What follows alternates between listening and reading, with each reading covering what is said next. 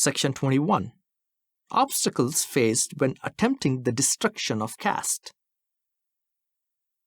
What are your chances of success? Social reforms fall into different species.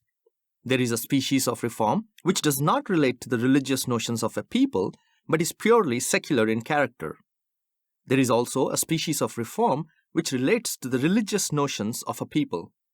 Of such a species of reform, there are two varieties. In one, the reform accords with the principles of the religion and merely invites people who have departed from it to revert to them and to follow them. The second is a reform which not only touches the religious principles but is diametrically opposed to those principles and invites people to depart from and to discard their authority and to act contrary to those principles. Caste is the natural outcome of certain religious beliefs which have the sanction of the Shastras, which are believed to contain the command of divinely inspired sages who were endowed with a supernatural wisdom and whose commands therefore cannot be disobeyed without committing a sin. The destruction of caste is a reform which falls under the third category, that is, the second variety of the second species. To ask people to give up caste is to ask them to go contrary to their fundamental religious notions. It is obvious that the first and the second species of reform are easy, but the third is a stupendous task, well nigh impossible. The Hindus hold to the sacredness of the social order. Caste has a divine basis. You must therefore destroy the sacredness and divinity with which caste has become invested.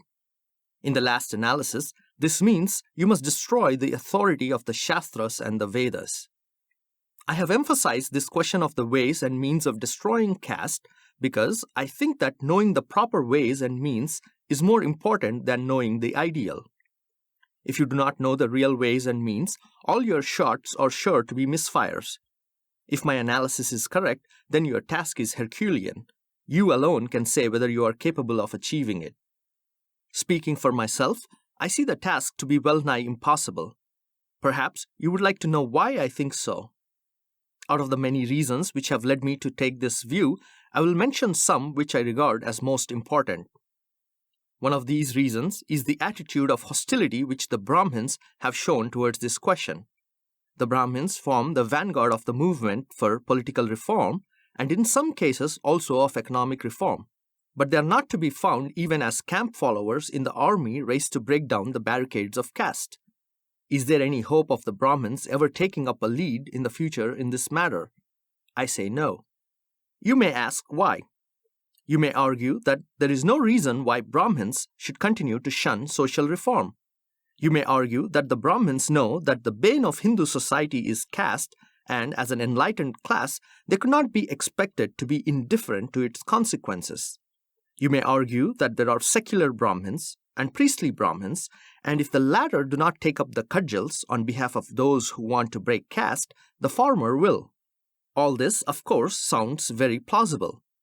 But in all this, it is forgotten that the breakup of the caste system is bound to adversely affect the Brahmin caste.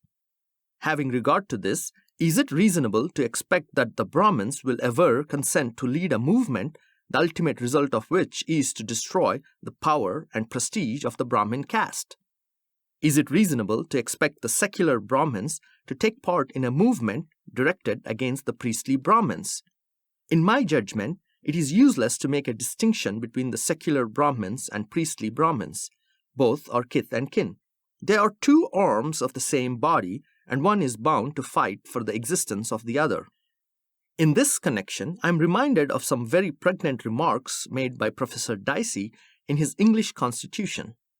Speaking of the actual limitation on the legislative supremacy of Parliament, Dicey says, quote begins, "The actual exercise of authority by any sovereign whatever, and notably by Parliament, is bounded or controlled by two limitations.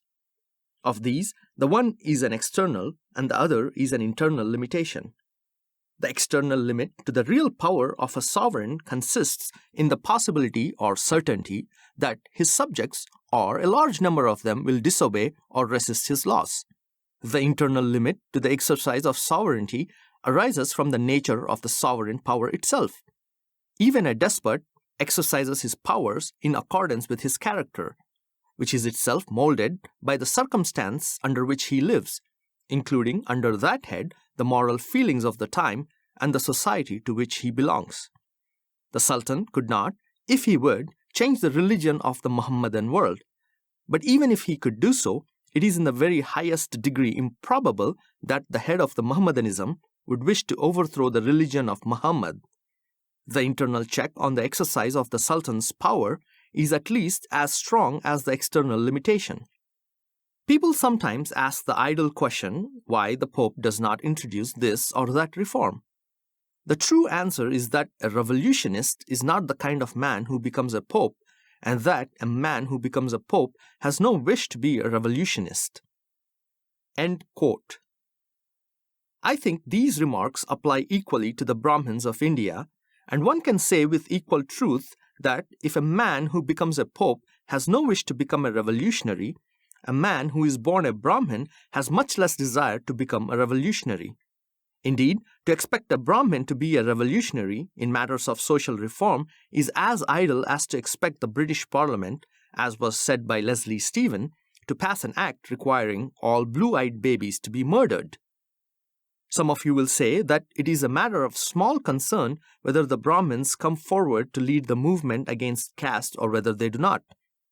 To take this view is, in my judgment, to ignore the part played by the intellectual class in the community. Whether you accept the theory of the great man as the maker of history or whether you do not, this much you will have to concede, that in every country, the intellectual class is the most influential class, if not the governing class. The intellectual class is the class which can foresee. It is the class which can advise and give the lead. In no country does the mass of the people live the life of intelligent thought and action. It is largely imitative and follows the intellectual class. There is no exaggeration in saying that the entire destiny of a country depends upon its intellectual class.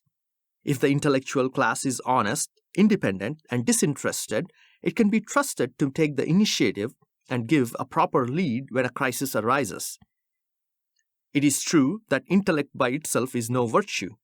It is only a means, and the use of means depends upon the ends which an intellectual person pursues. An intellectual man can be a good man, but he can easily be a rogue. Similarly, an intellectual class may be a band of high-souled persons ready to help, ready to emancipate erring humanity, or it may easily be a gang of crooks or a body of advocates for a narrow clique from which it draws its support. You may think it a pity that the intellectual class in India is simply another name for the Brahmin caste. You may regret that the two are one, that the existence of the intellectual class should be bound up with a single caste, that this intellectual class should share the interest and the aspirations of that Brahmin caste, and should be a class which has regarded itself as the custodian of the interest of that caste, rather than of the interests of the country. All this may be very regrettable, but the fact remains that the Brahmins form the intellectual class of the Hindus. It is not only an intellectual class, but it is a class which is held in great reverence by the rest of the Hindus. The Hindus are taught that the Brahmins are Bhudevatas, gods on earth. Varnanama Brahmana Guru. The Hindus are taught that Brahmins alone can be their teachers. Manu says, if it be asked how it should be with respect to the points of the Dharma, which have not been specifically mentioned, the answer is, that which Brahmins, who are Shishtas, propound shall doubtless have legal force. अनात्मातेषु धर्मेषु कथं स्यादीति चेत् भवेत् यन्सृष्टा ब्राह्मणा ब्रूयुः स धर्मः स्यादशङ्कितः. When such an intellectual class, which holds the rest of the community in its grip, is opposed to the reform of caste, the chances of success in a movement for the breakup of the caste system appear to me very, very remote. The second reason why I say the task is impossible will be clear if you will bear in mind that the caste system has two aspects. In one of its aspects, it divides men into separate communities. In its second aspect, it places these communities in a graded order, one above the other in social status. Each caste takes its pride and its consolation in the fact that in the scale of castes, it is above some other caste.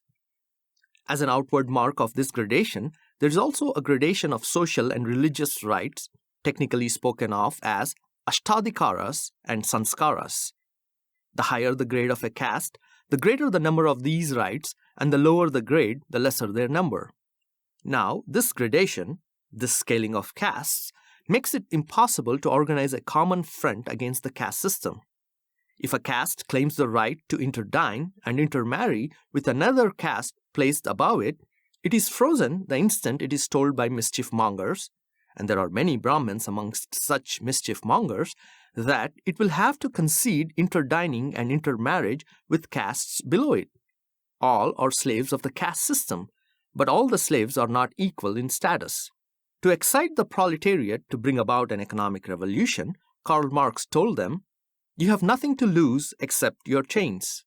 But the artful way in which the social and religious rights are distributed among the different castes, whereby some have more and some have less, makes the slogan of Karl Marx quite useless to excite the Hindus against the caste system. Castes form a graded system of sovereignties, high and low, which are jealous of their status and which know that if a general dissolution came, some of them stand to lose more of their prestige and power than others do. You cannot therefore have a general mobilization of the Hindus, to use a military expression, for an attack on the caste system.